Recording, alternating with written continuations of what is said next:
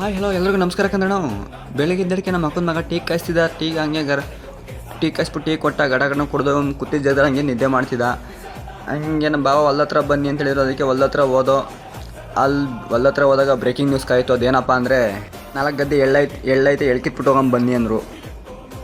ಆಗ ಹಂಗೆ ದಬಾಯಿಸಿ ಹೊಲ್ದ ಹತ್ರ ಬಂದುಬಿಟ್ಟಿದ್ದಿಲ್ಲ ಅಂದ್ಕೊಂಡು ಹೊಲ್ದ ಹತ್ರ ಹೋಗಿ ಎಳ್ಕದೆ ನೋಡ್ರಿ, ಅಲ್ಲಿ ಎಳ್ಳಿರಲಿಲ್ಲ, ಬರೀ ಸೆತ್ತನೇ ಇತ್ತು.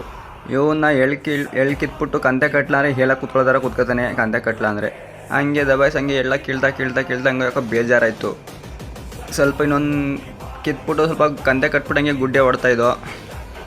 ಗುಡ್ಡೆ ಹೊಟ್ಟಿ ಮೂರು ಗುಡ್ಡೆನೋ ಹೊಟ್ಬಿಟ್ಟು ಹಂಗೆ ನೋಡಿ ಇಲ್ಲಿ ಇವನು ಈ ಮಹಾನ್ ಭಾವ. ನಾವೆಲ್ಲ 4 ಜನ ಸೇರಿ ಒಂದು ಗದ್ದೆ ಕಿತ್ತರೆ ಇವನು ಒಬ್ಬನೇ ಒಂದು ಗದ್ದೆ ಕೀಳ್ತಿದ್ದ ನೋಡಿ. ಹಂಗೆ ಇನ್ನೂ ಸ್ವಲ್ಪ ಕೀಳ್ಬೇಕಾಗಿತ್ತು, ಕೀಳ್ತಾಯಿದ್ದೋ. ಇವನು ನೋಡಿ, ಇವನೇ ಮಹಾನ್ ಭಾವ.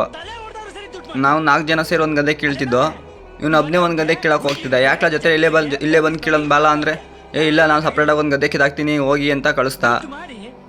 ನಾವು 2 ಗದ್ದೆ ಕಿತ್ತು ಹೋದ್ರೂ ಇನ್ನು ಒಂದು ಗದ್ದೆ ಕೀಳ್ತಿರಲಿಲ್ಲ. ಈ ವಿಡಿಯೋ ಇಷ್ಟ ಲೈಕ್ ಮಾಡಿ, ಶೇರ್ ಮಾಡಿ, ಕಮೆಂಟ್ ಮಾಡಿ.